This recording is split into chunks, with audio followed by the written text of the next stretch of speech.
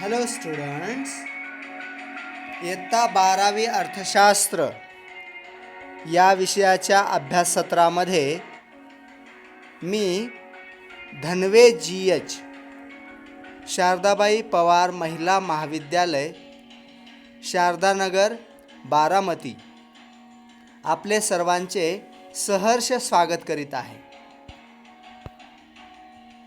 मागणी विश्लेषण अर्थात डिमांड ॲनालिसिस या प्रकरणामध्ये आत्तापर्यंत आपण जो भाग पाहिलेला आहे तो अगदी थोडक्यामध्ये परत एकदा सांगतो आणि या प्रकरणाच्या पुढील भागाकडे जाऊयात. प्रस्तावनेमध्ये आपण उपयोगिता हा मागणीचा आधार आहे. एखाद्या वस्तूमध्ये उपयोगिता असेल तर आणि तरच व्यक्ती त्या वस्तूची मागणी करते. हा भाग आपण पाहिला. मागणीची संकल्पना पाहत असताना आपण व्यवहारामध्ये आपण इच्छा म्हणजे मागणी असं म्हणतो, पण वास्तवात अर्थशास्त्रीय दृष्टिकोनातून इच्छेबरोबरच त्या व्यक्तीकडे क्रयशक्ती किंवा खरेदी शक्ती किंवा पैसा आणि पैसा खर्च करण्याची तयारी या 3 गोष्टी असायला पाहिजेत.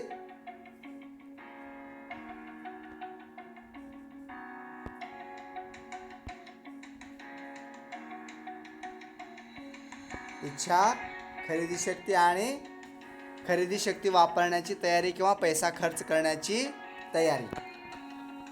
मागणीची व्याख्या बेनहॅम यांची व्याख्या आपण पाहिली होती. विशिष्ट वेळी विशिष्ट किमतीला विशिष्ट वस्तूची खरेदी केलेली नगसंख्या म्हणजे त्या वस्तूची मागणी होय. अर्थात मागणीमध्ये या 4 बाबी महत्त्वाच्या आहेत: विशिष्ट वेळ, विशिष्ट वस्तू, विशिष्ट किंमत आणि नगसंख्या किंवा विशिष्ट नगसंख्या. मागणी ही सापेक्ष संकल्पना आहे असं आपण पाहिलं होतं. ती व्यक्तीनुसार परिस्थितीनुसार बदलते. मागणी पत्रक म्हणजे काय आणि त्याचे 2 प्रकार आपण पाहिले होते: वैयक्तिक मागणी पत्रक आणि बाजाराचे मागणी पत्रक. त्यांच्या व्याख्या आपण पाहिल्या होत्या. बाजारात एखाद्या वस्तूच्या विविध किमती असताना एखाद्या व्यक्तीकडून त्या वस्तूची किती मागणी केली जाते हे दर्शवणारे जे पत्रक असते त्यास वैयक्तिक मागणी पत्रक असे म्हणतात. आणि आपण गणेश या व्यक्तीचं वैयक्तिक मागणी पत्रक पाहिलेलं होतं. त्या मागणी पत्रकाच्या आधारे आपण आकृती काढलेली होती.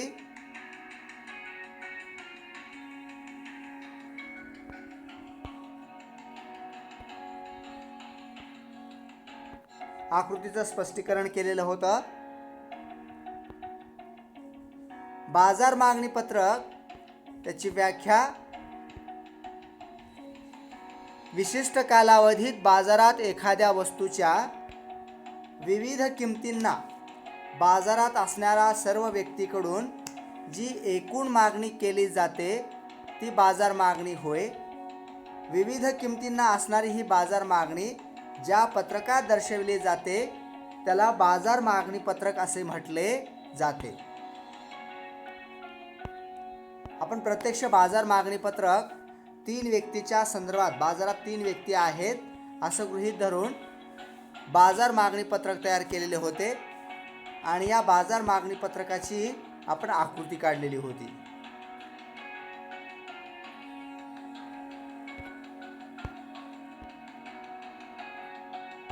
आकृतीचं विश्लेषण आपण केलेलं होतं, स्पष्टीकरण केलेलं होतं. आणि जो मागणी वक्र आहे तो वैयक्तिक असेल किंवा बाजाराचा असेल तो असा ऋणात्मक उताराचा येतो. मागणी वक्र ऋणात्मक उताराचा येण्याची वेगवेगळी कारणे आपण पाहिलेली होती. त्यामधलं पहिलं कारण आपण पाहिलं होतं घटत्या सीमांत उपयोगितेचा सिद्धांत. व्यवहारामध्ये घटत्या सीमांत उपयुक्ततेचा सिद्धांत लागू होतो आणि म्हणून मागणीचा नियम अनुभवास येतो किंवा मागणी वक्र ऋणात्मक उताराचा येतो.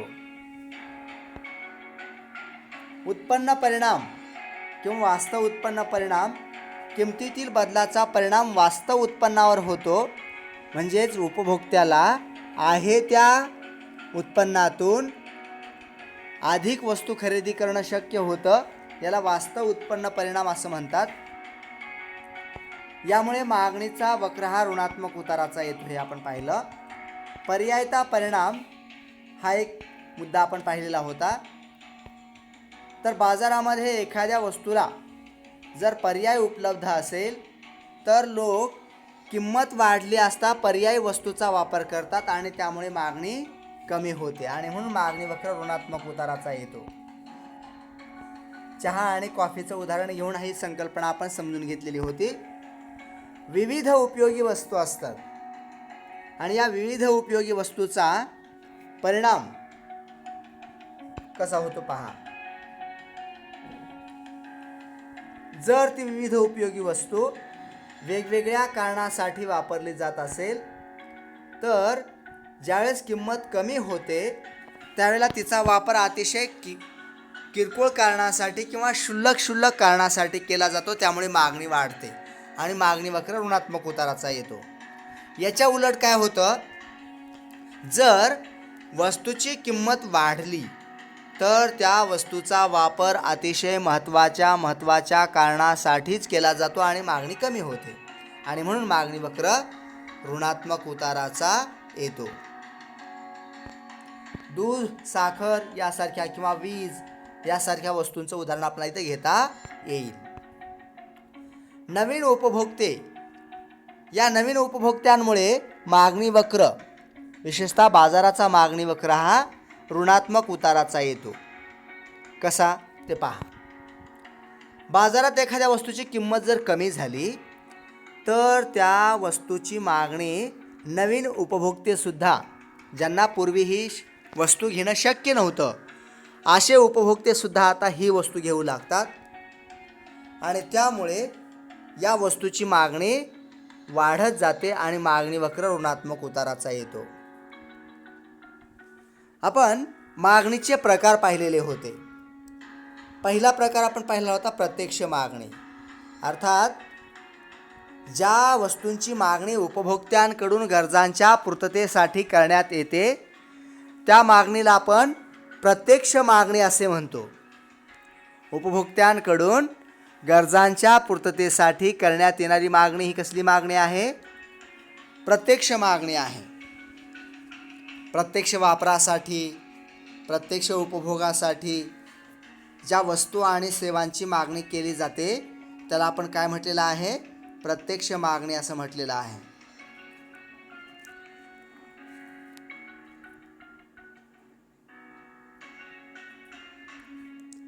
उपभोक्त्यांकडून ज्या वस्तू आणि सेवांची मागणी केली जाते त्याला काय म्हणू शकतो आपण? प्रत्यक्ष मागणी असे म्हणू शकतो. दैनंदिन गरजा पूर्ण करण्यासाठी आपण केलेली सर्व वस्तू आणि सेवांची मागणी ही प्रत्यक्ष मागणी आहे. विद्यार्थ्यांनी केलेली नोटबुकची मागणी ही प्रत्यक्ष मागणी आहे. पेनची मागणी ही प्रत्यक्ष मागणी आहे. असं अप्रत्यक्ष मागणी अर्थात वस्तूच्या उत्पादनासाठी किंवा वस्तूच्या निर्मितीसाठी करण्यात येणाऱ्या विविध वस्तूंच्या घटकांच्या मागणीला आपण अप्रत्यक्ष मागणी असे म्हणतो. वस्तूच्या निर्मितीसाठी किंवा वस्तूच्या उत्पादनासाठी करण्यात येणारी मागणी ही अप्रत्यक्ष मागणी आहे.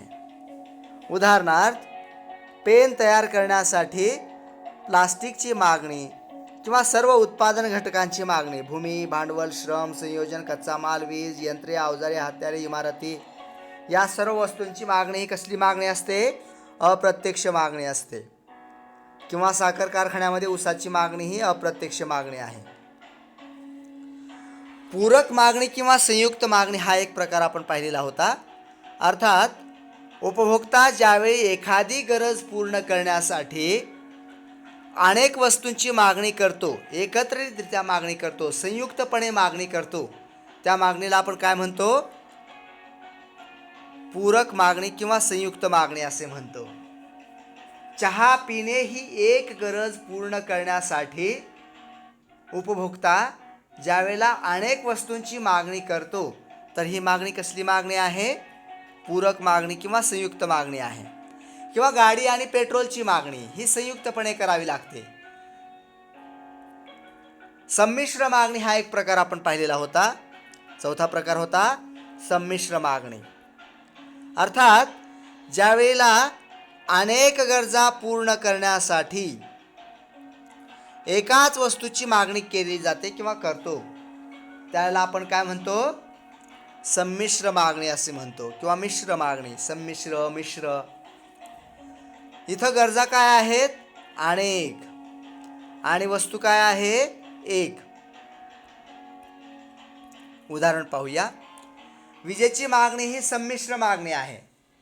वीज ही एक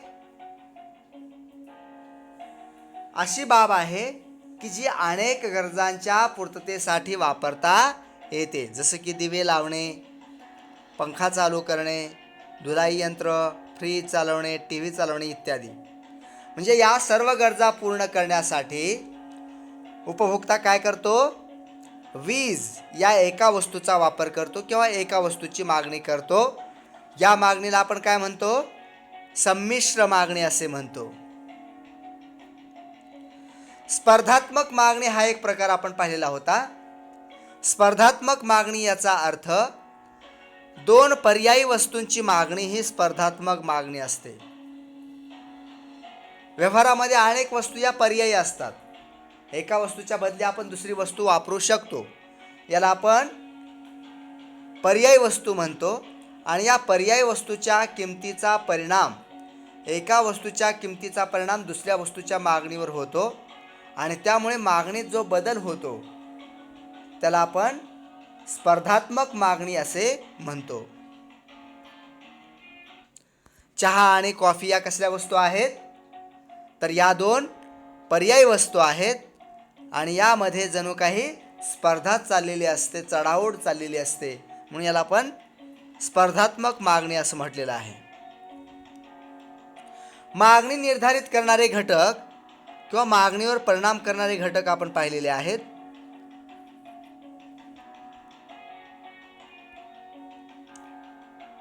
जाऊया पुढे आपण. पहिला जो घटक आहे तो किंमत. अर्थात एखाद्या वस्तूची किंमत जर वाढली तर या किंमत वाढीचा परिणाम त्या वस्तूच्या मागणीवरती होत असतो. किंमत वाढली तर त्या वस्तूची मागणी काय होते? कमी होते. आणि ज्यावेळेस किंमत वाढते त्यावेळेस त्या वस्तूची मागणी ही कमी होते. किंमत वाढली, मागणी कमी होते आणि किंमत कमी झाली तर मागणी वाढते. किंमत आणि मागणी यांचा संबंध कसा आहे? विरुद्ध किंवा विषम संबंध आहे. किमतीतील बदलाला मागणी विरुद्ध दिशेने प्रतिसाद देते. उत्पन्न हा एक घटक आपण पाहिला होता. उपभोक्त्याच्या उत्पन्नात जर बदल झाला, अर्थात उत्पन्न वाढलं किंवा उत्पन्न कमी झालं तर त्याचा परिणाम मागणीवरती होतो. उत्पन्न वाढलं, मागणी वाढते. उत्पन्न कमी झालं, मागणी कमी होते. पर्याय वस्तूच्या किमतीचा परिणाम मागणीवरती होत असतो. जसं की चहाच्या किमतीचा परिणाम कॉफीच्या मागणीवर होतो. म्हणून पर्याय वस्तूच्या किमती हा एक मागणीचा निर्धारक घटक आहे. पूरक वस्तूच्या किमती हा एक मागणीचा निर्धारक घटक आहे. व्यवहारामध्ये अनेक वस्तूंची मागणी ही संयुक्तपणे करावी लागते. दोन वस्तूंची, तीन वस्तूंची एकत्रित मागणी करावी लागते. याला आपण पूरक वस्तूंची मागणी असे म्हणतो. तर या पूरक वस्तूबाबत एका वस्तूच्या किमतीतील बदलाचा परिणाम दुसऱ्या वस्तूच्या मागणीवरती होतो. जसं की पेट्रोलच्या किमतीतील बदलाचा परिणाम गाड्यांच्या मागणीवरती होत असतो. वस्तूचे स्वरूप हा एक मुद्दा आपण पाहिलेला होता. वस्तू कोणती गरज पूर्ण करते? अर्थात जीवनावश्यक गरज पूर्ण करते म्हणजे अत्यावश्यक गरज पूर्ण करते की चैनीची गरज पूर्ण करते, यावरून त्या वस्तूची मागणी ठरत असते. मीठ, औषधे यासारख्या जीवनावश्यक वस्तू ज्या असतात त्या वस्तूंची मागणी ही किमतीतील बदलाला प्रतिसाद देत नाही किंवा या वस्तूंची मागणी ही कायम असते. पण चैनीच्या वस्तू मात्र किमतीप्रमाणे बदलत जातात किंवा चैनीच्या वस्तूंची मागणी ही मौज मजा अशा वस्तूंची मागणी ही किमतीप्रमाणे बदलत जाते. लोकसंख्येचे आकारमान हा एक मागणी निर्धारित करणारा घटक आहे. अर्थात लोकसंख्या आकाराने मोठी असेल, आकार मोठा असेल लोकसंख्येचा, तर मागणी ही अधिक असते. चायनासारख्या, भारतासारख्या देशातील लोकसंख्या ही अधिक असल्यामुळे या देशातील मागणीसुद्धा अधिक असते. भविष्यामध्ये किमती वाढणार आहेत किंवा वाढू शकतात, कमी होऊ शकतात असा जर अंदाज बांधला गेला तर त्याचा परिणाम वस्तूच्या मागणीवरती होत असतो. जाहिरातीचा परिणाम मागणीवरती होतो पहा. उत्पादक, विक्रेते काय करतात? मॅगझिन्स, टी व्ही, रेडिओ, वर्तमानपत्र, फ्लेक्स, होर्डिंग्ज या माध्यमातून आपल्या वस्तूची जाहिरात करतात आणि या जाहिरातीमुळे त्या वस्तूची मागणी वाढत जाते. आवडीनिवडी, सवयी, फॅशन, पसंती, प्राधान्यक्रम, रूढी, परंपरा, चालीरीती, सण, उत्सव, महोत्सव या सर्व बाबींचा परिणाम मागणीवरती होत असतो. म्हणजे एखादी फॅशन आली तर त्या वस्तूची मागणी वाढते, फॅशन नाहीशी झाली मागणी कमी होते. लोकांना एखाद्या वस्तूची सवय जडली, मागणी वाढत जाते. असं कर रचना किंवा सरकारचे कर विषयक धोरण याचा परिणाम मागणीवरती होत असतो. सरकारने जर कर वाढविले तर मागणी कमी होते कारण वस्तूची किंमत वाढत जाते. आणि इतर घटकामध्ये सामाजिक, राजकीय जे काही घटक आहेत, नैसर्गिक परिस्थिती, तंत्रज्ञानातील बदल, सरकारची धोरणे, रूढी, परंपरा या सर्व घटकांचा परिणाम मागणीवरती होत असतो. या ठिकाणी आपण मागणीचा नियम हा भाग पाहतो आहोत. डॉक्टर अल्फ्रेड मार्शल यांनी 1890 अर्थशास्त्राची मूलतत्वे प्रिन्सिपल्स ऑफ इकॉनॉमिक्स नावाचा ग्रंथ प्रकाशित केला आणि त्यामध्ये त्यांनी मागणीच्या नियमाची मांडणी केलेली आहे. इतर परिस्थिती स्थिर असताना वस्तूची किंमत वाढली असता मागणीत घट होते आणि वस्तूच्या किमतीत घट होते तेव्हा वस्तूच्या मागणीत वाढ होते. म्हणजे किमतीत आणि मागणीत जो काही परस्पर संबंध आहे तो व्यस्त स्वरूपाचा आहे, विरुद्ध स्वरूपाचा आहे. याला आपण असे सुद्धा म्हणू शकतो, इतर परिस्थिती कायम असताना ज्या वेळेला एखाद्या वस्तूच्या किमतीत वाढ होते त्यावेळेला त्या वस्तूच्या मागणीचा संकोच होतो. या उलट वस्तूच्या किमतीत घट झाल्यास वस्तूच्या मागणीचा विस्तार घडून येतो. म्हणजेच काय, किंमत कमी असताना अधिक नगसंख्येची मागणी केली जाते आणि किंमत वाढली असता कमी नगसंख्येची मागणी केली जाते. मागणी फलन, डिमांड फंक्शन आपण पाहिले. D is a function of P. काय म्हटलेलं आहे? D is a function of P. अर्थात demand is a function of price. Demand हे कशाचे फंक्शन आहे? प्राइसचे फंक्शन आहे. इथं डी म्हणजे डिमांड, एफ म्हणजे फंक्शन फलन आणि पी फॉर प्राइस. ठीक आहे. मागणीच्या नियमाची गृहीतके आपण कालच्या व्हिडिओमध्ये पाहिलेली आहेत, पण तरीसुद्धा मी थोडक्यात सांगणार आहे आणि मगच पुढे जाणार आहे. मी उत्पन्न स्थिर असायला पाहिजे किंवा उत्पन्न पातळी ही स्थिर असायला पाहिजे असं डॉक्टर अल्फ्रेड मार्शल यांनी गृहीतक घेतलेला आहे. मागणीचा नियम जो आहे तो जर खरा ठरायचा असेल, अनुभवास यायचा असेल, तर त्यासाठी उपभोक्त्याच्या उत्पन्न पातळीत कोणताही बदल होता कामा नये. नाहीतर उपभोक्ता हा मागणी नियमाप्रमाणे वर्तन करणार नाही. लोकसंख्येचे आकारमान बदलता कामा नये किंवा बदलत नाही, असं डॉक्टर मार्शल यांनी गृहीत घेतलेलं आहे. देशाची एकूण लोकसंख्या किंवा लोकसंख्येची संरचना याचा परिणाम मागणीवरती होत असतो. डॉक्टर अल्फ्रेड मार्शल यांनी मागणीचा नियम खरा ठरण्यासाठी देशाची लोकसंख्येचा आकारमान हे स्थिर मानलेलं आहे. समजा एखाद्या वस्तूची किंमत कमी झाली तर मागणीच्या नियमाप्रमाणे मागणी वाढणं अपेक्षित आहे. पण त्याच वेळेला जर लोकसंख्येचा आकारमान कमी झालं, लोकसंख्या घटली, तर आता कोरोनामुळे अनेक देशाची लोकसंख्या घटण्याची वेळ आलेली आहे. पहा, अशी लोकसंख्या जर घटली तर मागणी काय होणार आहे? किंमत कमी होऊन सुद्धा लोकसंख्या घटल्यामुळे मागणी काय होणार आहे? कमी होणार आहे. आणि त्यावेळेला मागणीचा नियम चुकीचा ठरतो. मग असं घडू नये म्हणून डॉक्टर अल्फ्रेड मार्शल यांनी मागणीचा नियम चुकीचा ठरू नये म्हणून काय केलेलं आहे? लोकसंख्येचा आकारमान आणि रचना कायम मानलेली आहे. पर्याय वस्तूच्या किमती स्थिर असतात असं मानलेलं आहे. चहा, कॉफी, गूळ, साखर या कसल्या वस्तू आहेत? पर्याय वस्तू आहेत. आणि या पर्याय वस्तूबाबत एका वस्तूच्या किमतीतील बदलाचा परिणाम दुसऱ्या वस्तूच्या मागणीवरती होत असतो.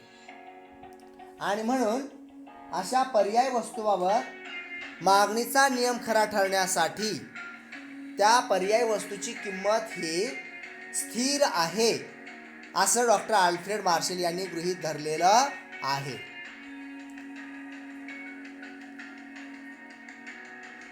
पूरक वस्तूच्या किमती स्थिर आहेत असं मानलेलं आहे. पूरक वस्तू म्हणजे कोणत्या? तर ज्यांची मागणी संयुक्तपणे करतो, एकत्रितपणे करतो, एका वेळेला दोन वस्तूंची मागणी करतो, त्याशिवाय ती गरज आपण पूर्णच करू शकत नाही, त्याला आपण काय म्हटलेलं आहे? पूरक वस्तू म्हटलेलं आहे. अशा पूरक वस्तूच्या किमती या स्थिर असतात असं आपण म्हणलेलं आहे. डॉक्टर मार्शल यांनी मागणीचा नियम खरा ठरण्यासाठी पूरक वस्तूच्या किमतीत बदल होत नाही असे गृहीत घेतलेले आहे.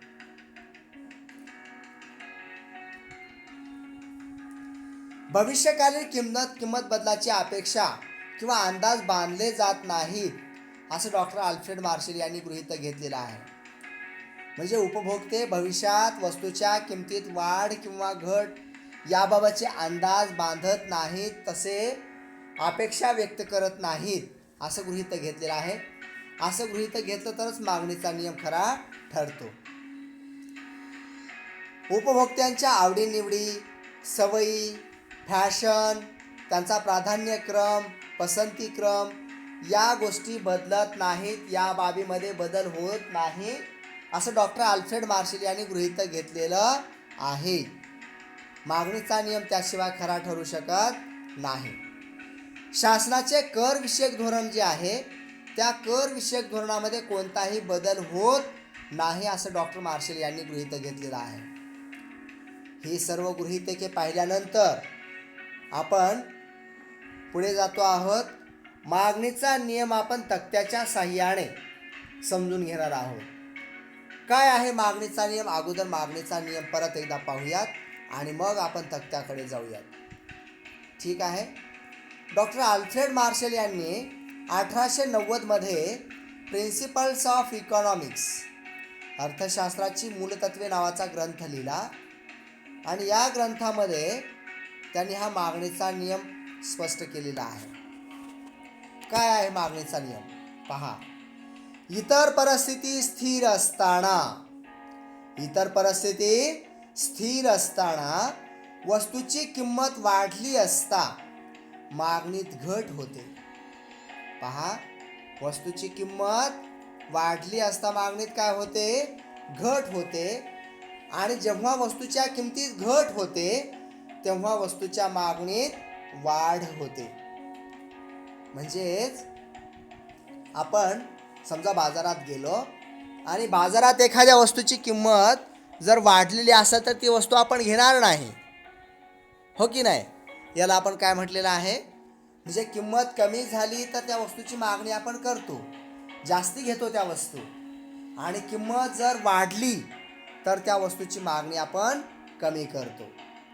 समजा की ॲपल आहेत, ॲपलची किंमत 1000 रुपये किलो झाली, 1000 रुपये किलो ॲपल घेऊ काय आपण? निश्चितच आपण ॲपल घेणार नाही. पण ॲपल जर का 50 रुपये किलो झाले तर आपण पाव किलो ॲपल घेऊ काय?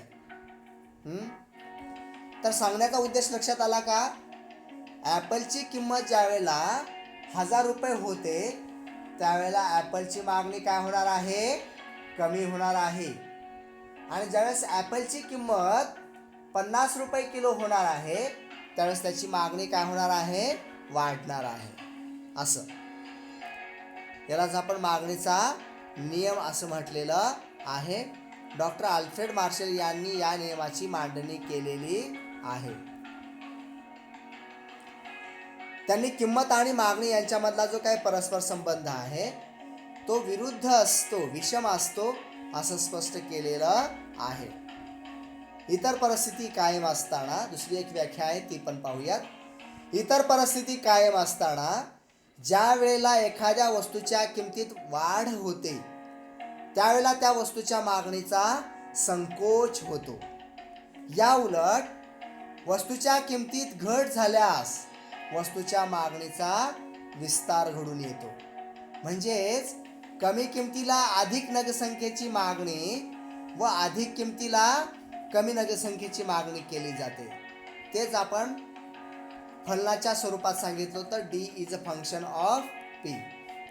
आणि मागणी नियमाची आपण गृहीतके पाहिली होती. आता पाहूया तक्ता. तक्त्याच्या साहाय्याने मागणीचा नियम समजून घेऊया.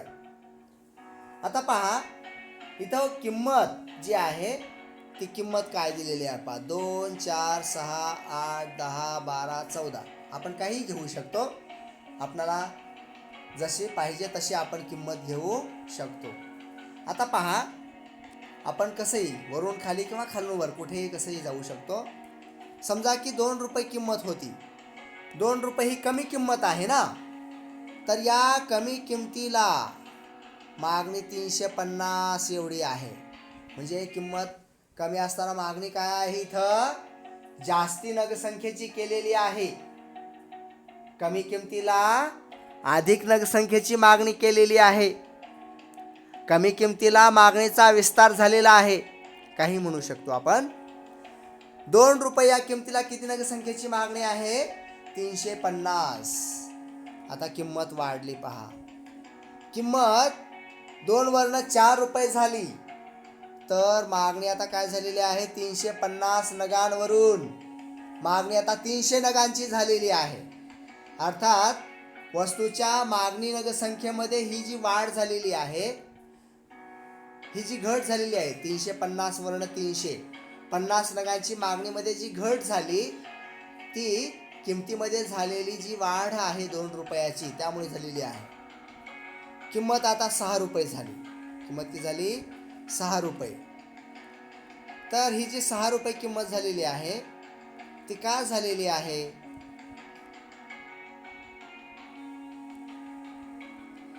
किंमत 6 रुपये झाली त्यावेळेस किती नगांची मागणी आहे? 250 नगसंख्येची मागणी आहे. 8 रुपये किंमत झाली.